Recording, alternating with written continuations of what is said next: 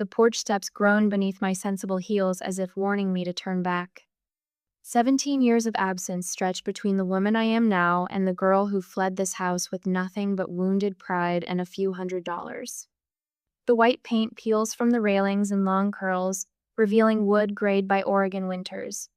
My fingers smooth non-existent wrinkles from my charcoal pencil skirt, a nervous habit I thought I'd outgrown. Mom?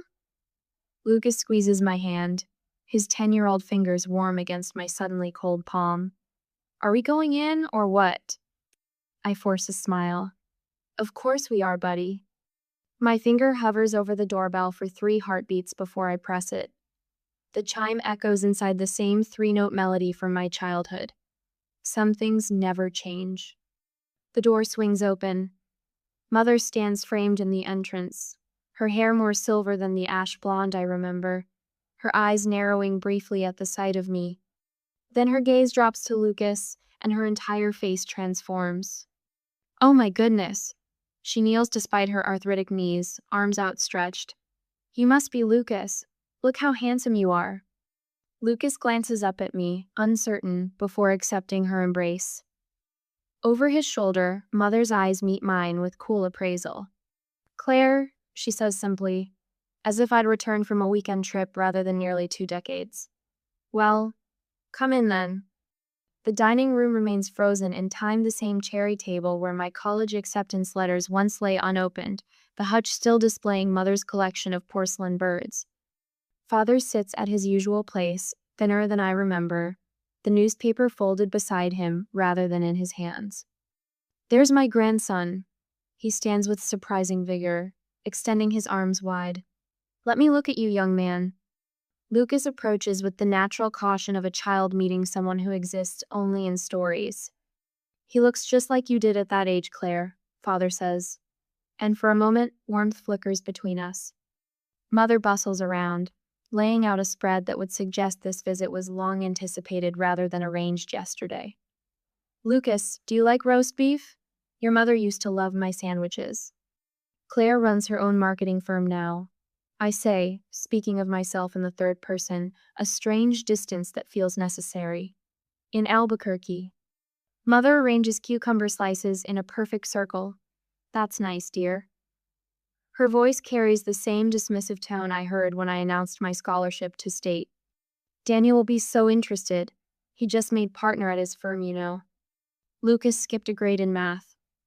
I try again, hating the need for their approval that still lingers like a stubborn stain. Father nods vaguely while peppering Lucas with questions about baseball and video games. My achievements evaporate like morning dew, while my son receives the attention I craved throughout my childhood. Your sister's art gallery in New York is doing wonderfully, Mother says, slicing tomatoes with precise movements. Always such a creative spirit. The familiar weight settles on my chest, Megan, the golden child, forever first in their hearts. I smile tightly and reach for a sandwich. We eat with careful politeness, navigating around 17 years of absence. I notice Father's hands trembling slightly as he lifts his glass. The lines around his mouth have deepened crevices. When he reaches for the salt, his wedding ring slides loosely on his finger. So, I venture during a lull, how are things really going for you two? A glance passes between my parents, quick but loaded with meaning. Splendid, Mother says too brightly. We're thinking of repainting the living room. What do you think of? Father's glass slips from his fingers, water pooling across the walnut tabletop. But it's not the glass that causes my breath to catch, it's his face, suddenly ashen, one hand clutching his chest. Dad? I rise so quickly my chair topples backward. Just heartburn, he wheezes, but his eyes are wide with panic. 3 hours later, we sit under fluorescent hospital lights, the emergency room's antiseptic smell burning my nostrils. Lucas dozes against my arm while Mother twists her wedding band round and round. Mrs. Jenkins? The doctor approaches, clipboard in hand. Mother rises. Yes? My husband. Stable now. It wasn't a heart attack, but rather an acute stress response. My eyes narrow. Stress? Mother's gaze drops to the linoleum floor. Claire, there's something we need to tell you. Father's voice comes weakly from the hospital bed as the curtain slides back. The house, Claire. Going to lose the house. What are you talking about? The words feel like stones in my mouth. We owe nearly $180,000, he whispers. The bank gives us 3 months. The fluorescent lights suddenly seem too bright, the walls too close. As Mother begins to explain, memories flood back 18 years old, standing in the same dining room learning my college fund had been emptied. Megan needed seed money for her design studio. Mother had said then, not meeting my eyes. You can always take loans. I watch her hands now, still twisting that ring, and understand with perfect clarity why they've suddenly welcomed me home. I see, I say softly.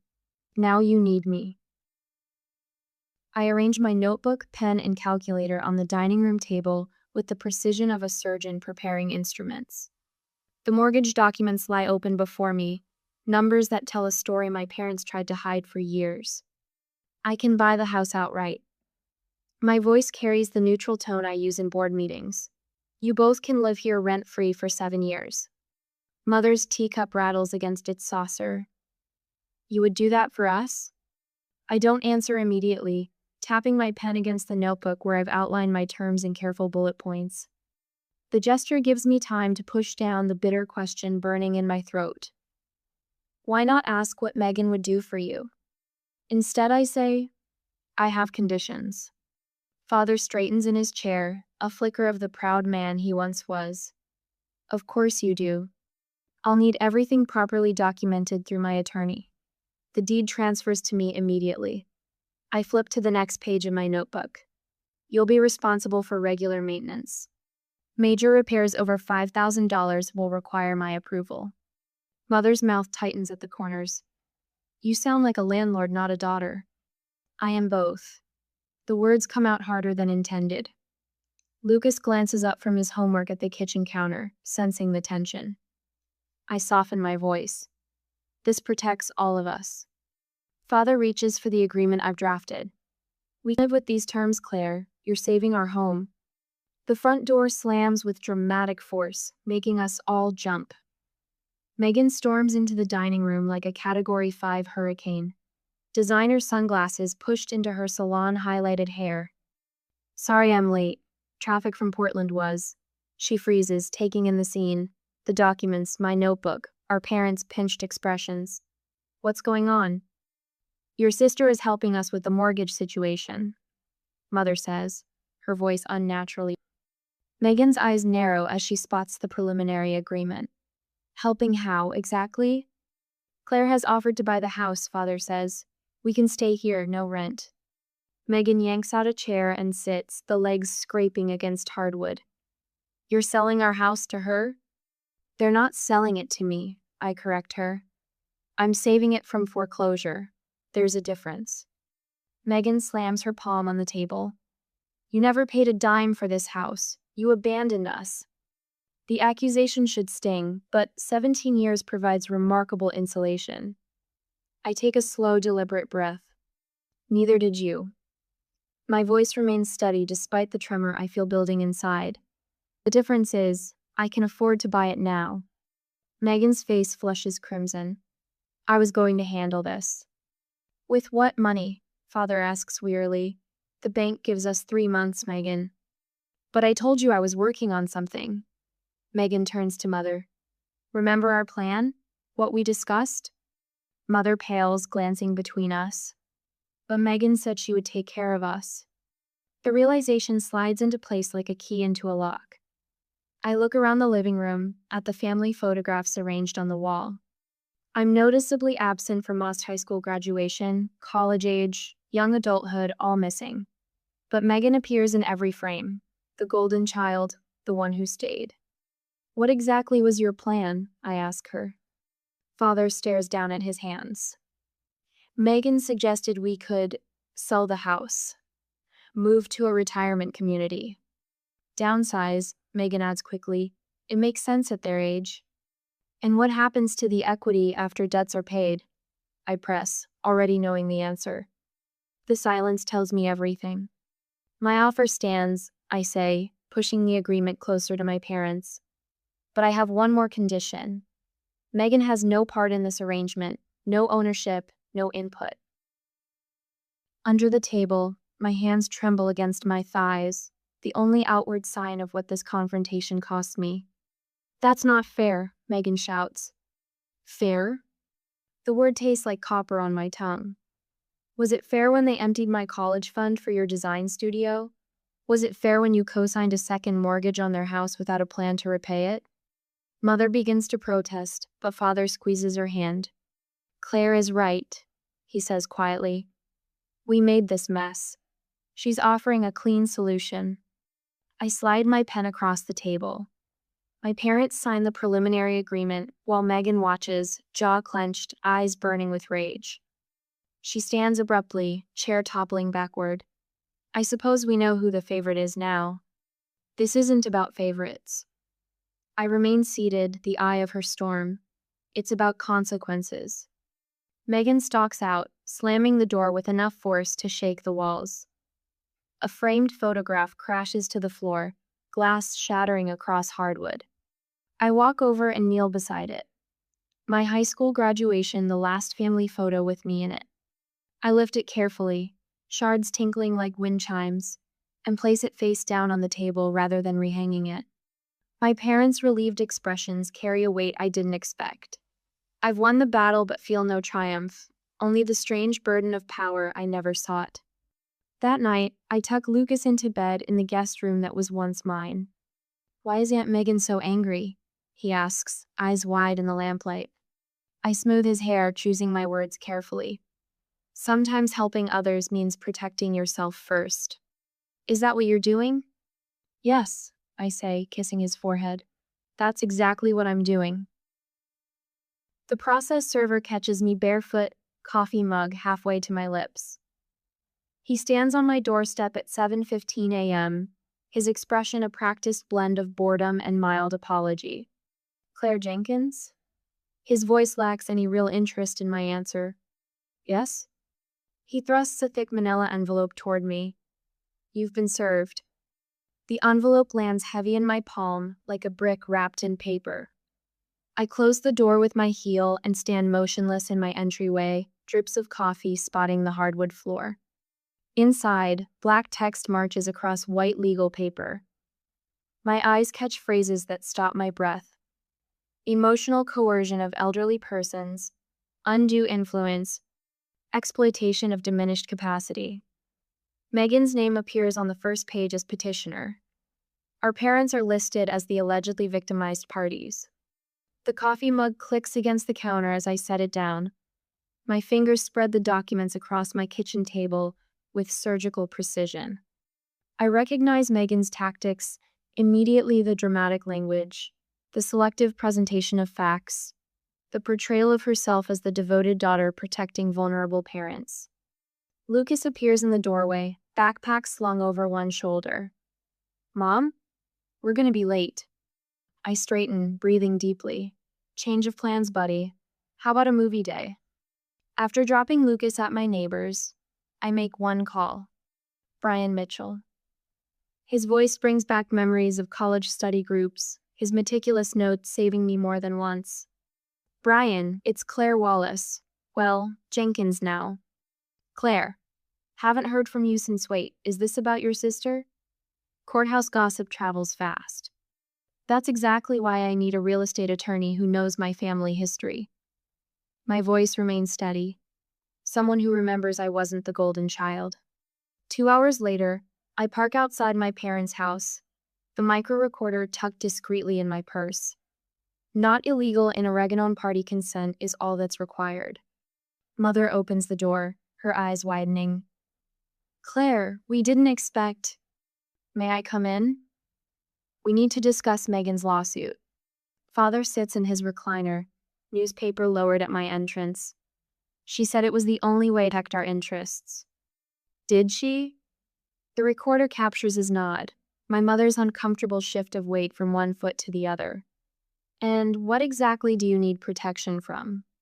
Their voluntary explanations fill the silent house for 20 minutes. Not once do they claim coercion. Not once do they express regret about our agreement. In Father's study, I discover more. A folder labeled Retirement Options holds letters from Megan dated months before my return. Property listings for senior communities. Brochures for retirement homes. Notes about liquidating home equity. My sister's handwriting fills the margins. They'll be happier. The house is too much. Claire abandoned the family anyway. At the hospital where Father was treated, Dr. Winters reviews his chart at my request. Cognitive impairment? No, not at all. Stress-induced anxiety, yes. But your father's mental faculties are completely intact. He looks up from the records. Is someone suggesting otherwise? Downtown at First Oregon Bank, Mr. Peterson leans forward across his desk, voice lowered. Your sister inquired about becoming a signatory on their accounts. Standard procedure requires all current account holders to be present. When I explained this, she became insistent. By Friday morning, I've assembled enough evidence to make Brian whistle through his teeth. This might be the fastest dismissed case I've seen in years. The small-town courthouse hasn't changed since my high school field trip. The wooden benches creak under the weight of neighbors who pretend they're here for other reasons. Everyone knows the Wallace family drama is today's main attraction. Megan sits across the aisle, designer suit impeccably tailored, hair swept into an elegant knot. She clutches a tissue, but her eyes remain dry. When she takes the stand, her voice trembles with practiced precision. I only want what's best for my parents. Claire swooped in after 17 years of absence and somehow convinced them to sign over their home. She dabs at the corner of her eye. They're vulnerable. Dad's health, mom's arthritis. They need protection, not exploitation. Judge Harmon watches her with the neutral expression of someone who's heard every variation of family betrayal. Miss Wallace, your response? At the witness stand, I place my evidence folder on the rail. No emotional appeals. Only facts.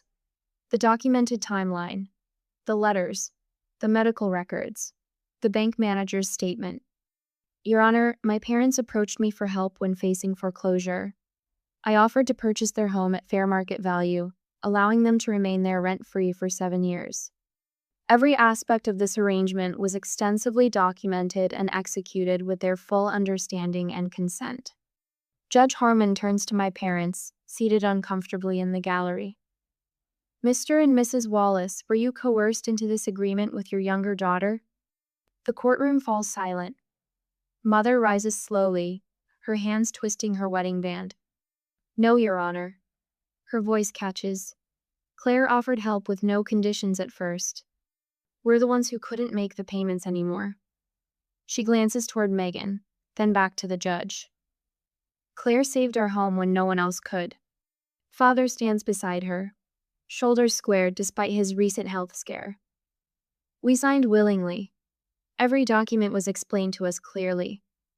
Claire protected our dignity, giving us choices. Something shifts in the courtroom, a collective exhale, the rustle of people exchanging glances. Megan stares straight ahead, knuckles white against the table edge.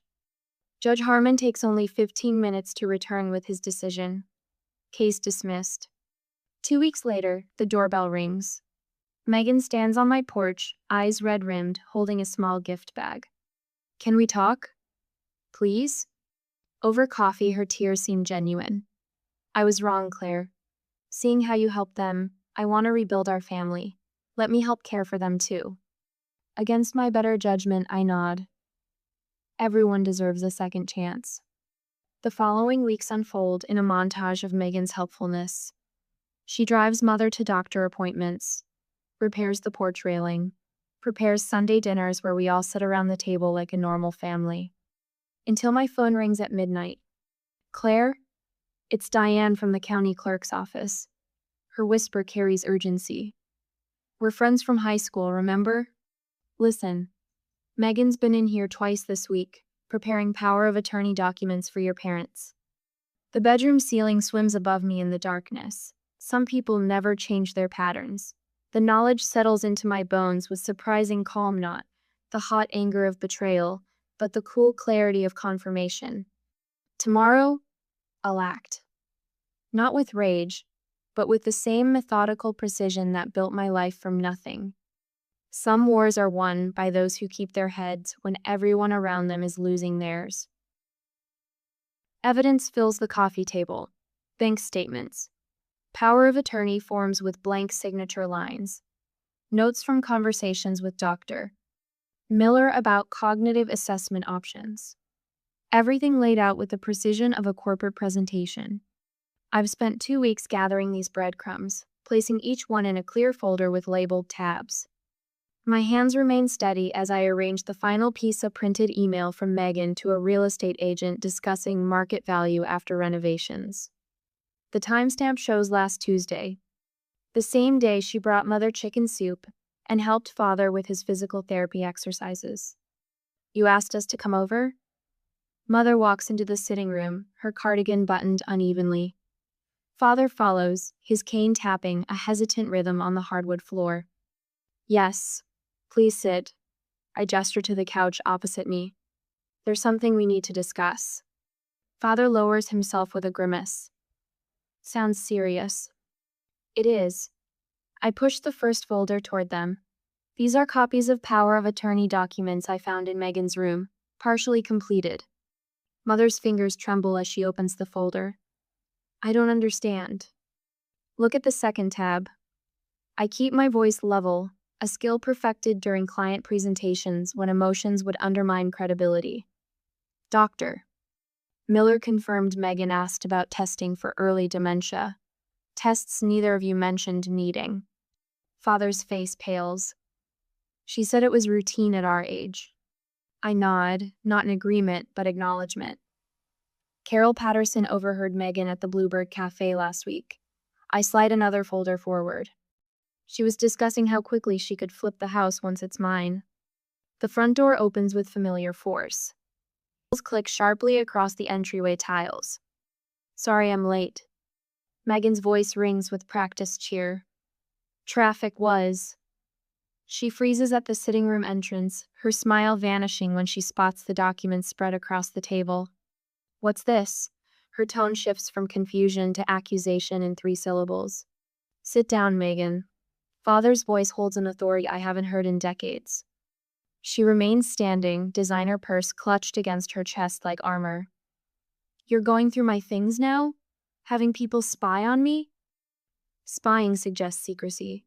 I tap the power of attorney document. These speak for themselves. Mother picks up the real estate email, reading aloud.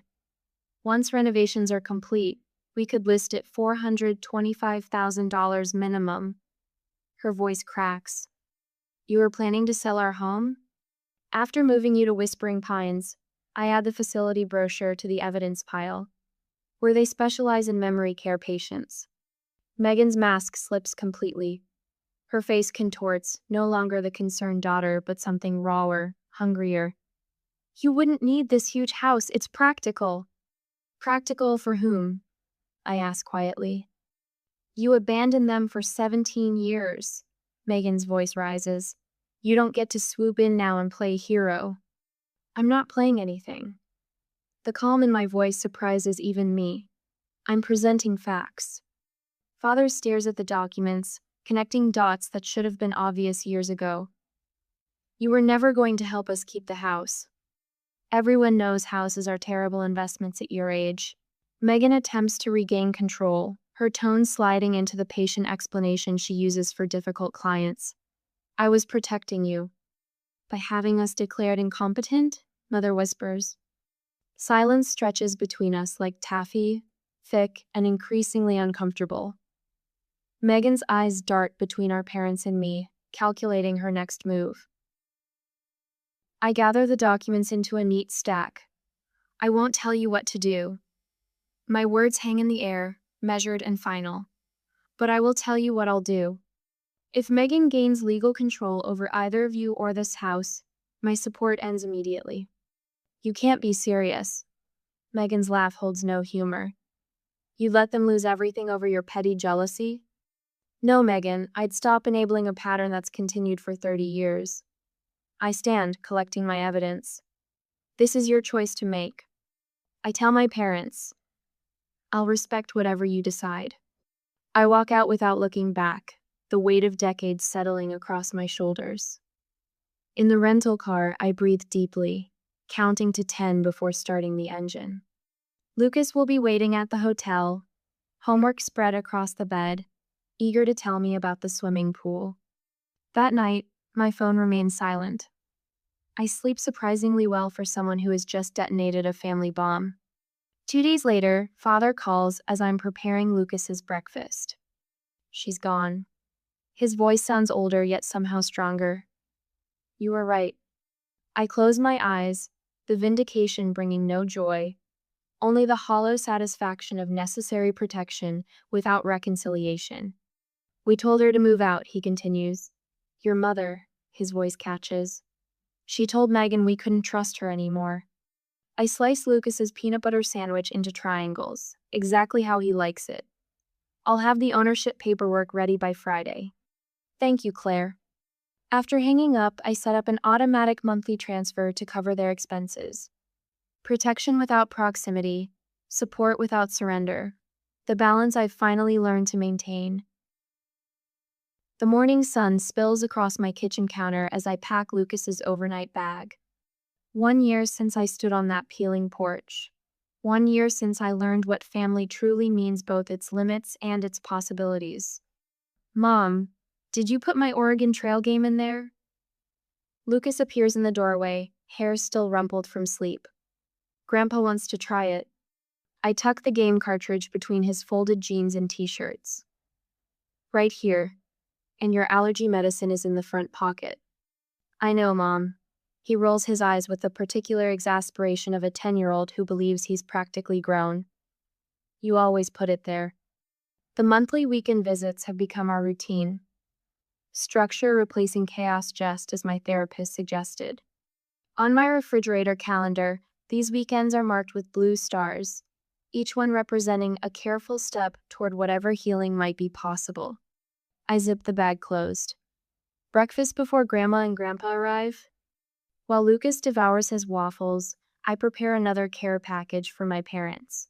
Homemade banana bread, Dad's blood pressure medication I pick up from the pharmacy because their insurance has a higher copay. The latest photos of Lucas's science fair project. My phone rings. Mother's name appears on the screen. Claire. Her voice carries the slight formality that may never fully disappear between us. We're about 15 minutes away. Perfect timing. Lucas just finished breakfast. I keep my tone pleasant, professional. Dad's appointment is Tuesday at 2. I've emailed you the details. Thank you. A pause stretches between us. Megan sent a card last week. My hand tightens around the phone. I see. She's asking about Christmas again. Says she wants to make things right. I place the banana bread in a container, securing the lid with perhaps more force than necessary. My position hasn't changed, Mom. My door is close to her, but I don't wish her ill. Mother sighs, a sound heavy with resignation rather than judgment. I understand. After we hang up, I glance at my office door. Behind it hang the awards my marketing firm has collected over the past year. New client testimonials. The framed business license that represents everything I built alone. The doorbell chimes. Lucas races to answer it, his excitement genuine. Through the window, I watch my father ease carefully from the passenger seat, his movements slower than a year ago, but steadier than that day at the dining room table. Claire, Dad hugs me with one arm, a greeting that would have seemed impossible 18 months ago. The yard looks wonderful. Those red bushes. Firecracker plants I fill in. Lucas helped me plant them. I dug all the holes myself, Lucas announces with pride. Mother stands slightly back, taking in my home with quiet assessment. Your porch planters match the window boxes. Very coordinated. From her, this observation counts as effusive praise. Later, after they've departed with Lucas chattering excitedly about their weekend plans, I sit at my desk reviewing the house deed. 6 more years of support promised. 6 more years of carefully maintained boundaries. The phone rings again. My therapist's office, confirming tomorrow's appointment. On her notepad, progress notes tick upward. Family healing without compromising safety. The doorbell interrupts my thoughts again. Probably the neighbors returning the garden trimmer. Instead, Lucas stands on the porch, tears streaming down his face. My parents' car idles in the driveway. What happened? I kneel before him, heart hammering. Aunt Megan called Grandma's phone. His voice hitches. She wanted to talk to me. She said you keep her away because you're jealous. A familiar rage rises in my chest, but I swallow it down. Come inside, buddy. My parents hover uncertainly on the porch. I nod once, permitting their entry without words. In the living room, Lucas sniffles against my shoulder. Is Aunt Megan bad or just sad? The question pierces me with its innocent wisdom.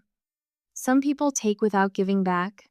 I explain carefully, aware of my parents listening from the entryway. It doesn't always make them bad people, but it means we need to be careful about how close we let them get. Like forgiveness doesn't always mean reconciliation. He repeats words from our previous conversations, his face serious. Exactly. I brush his hair from his forehead. You can forgive someone, but still need distance to stay safe. My father clears his throat. We should have believed in you from the beginning, Claire. His voice catches. All those years. Mother steps forward, placing something on the coffee table. A framed photograph of Lucas now displayed prominently in their living room. We know now, she says quietly, that you succeeded not despite our neglect, but by learning from it. After reassurances and apologies, they leave again with Lucas, his momentary distress forgotten in the excitement of the weekend ahead. Alone, I pour a glass of wine and review the mortgage statements. Each payment a promise kept, despite the painful history. Each boundary maintained, not from bitterness, but from wisdom hard-earned. On my phone, a notification appears, another social media request from Megan that I quietly decline. Some might call this halfway healing, selfish, or incomplete.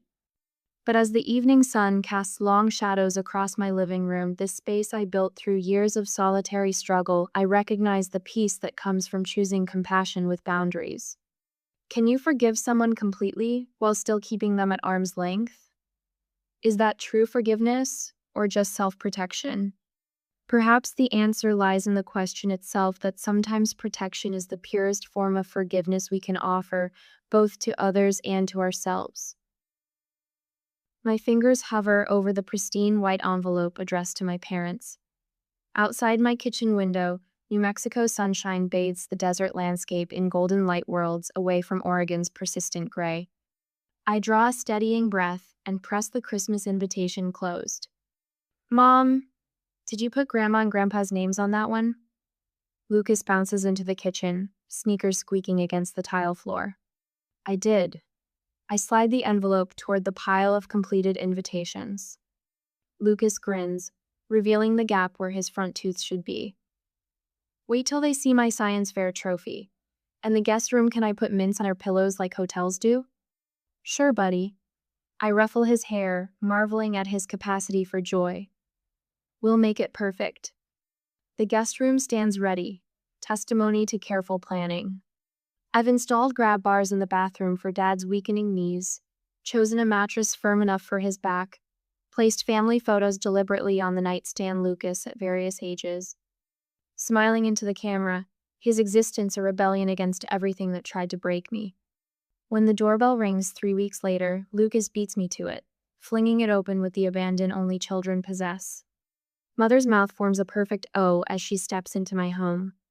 Her gaze travels from the vaulted ceilings to the southwestern art adorning the walls, finally landing on the framed awards from my marketing firm displayed in the entryway. Claire, she whispers, this is stunning. Father leans heavily on his cane, eyes widening as he takes in the house I bought without a penny of their help. You did all this? She sure did, Lucas announces, chest puffed with pride. Mom says she bought it all by herself. No bank owns any of it. The unintentional barb hangs in the air. No mortgage, no debt. Everything I never learned from them. Grand tour time. Lucas tugs at their hands. Wait till you see my room. And Mom's office, that's where she makes all the big decisions. I watch them disappear down the hallway. Lucas chattering about square footage and property values terms he's absorbed from my world. So different from what might have been had I stayed in Megan's shadow. That evening, Mother stands beside me in the kitchen, chopping vegetables with precision while I check the roast. You run your home like you run your business, she observes quietly. Everything has its place. I nod, accepting the observation without comment. In the living room, Father studies the wall of photographs Lucas learning to walk. His first day of school, our camping trips to the Grand Canyon. Years of life they witnessed only through occasional emails. This one? He points to a picture of Lucas on a bicycle. His 7th birthday. I place a glass of water beside him. First time without training wheels. He nods, eyes lingering on his grandson's face. We missed so much. Later, after dinner is served and crackers pulled, I present them with a leather-bound album. For you, Lucas's early years. Mother traces the embossed date with trembling fingers. But this starts when he was born. Yes. The word holds years of absence, forgiveness, and boundaries all at once. Our Christmas table feels complete, though Megan's absence sits like a ghost at the edge of our conversation, acknowledged but not centered. Lucas dominates the evening, recounting school achievements to grandparents who listen with genuine interest. Their questions focus solely on him, rather than veering toward comparisons with cousins or Megan's children. After everyone retires, I sit alone in my study, journal open on my lap. I write by moonlight. Forgiveness isn't about erasing history. It's about choosing which parts to carry forward. I close the journal and move silently through the darkened house. On my photo wall, I add a new framey parents with Lucas beneath our Christmas tree. Beside it, I've left space for next year's image. Not a return to the past, but room for careful growth. Outside Lucas's door, I pause, my fingers brushing the wood. The moonlight catches my reflection in the hallway mirror, a woman who has finally learned her own worth, who has redefined family on her own terms.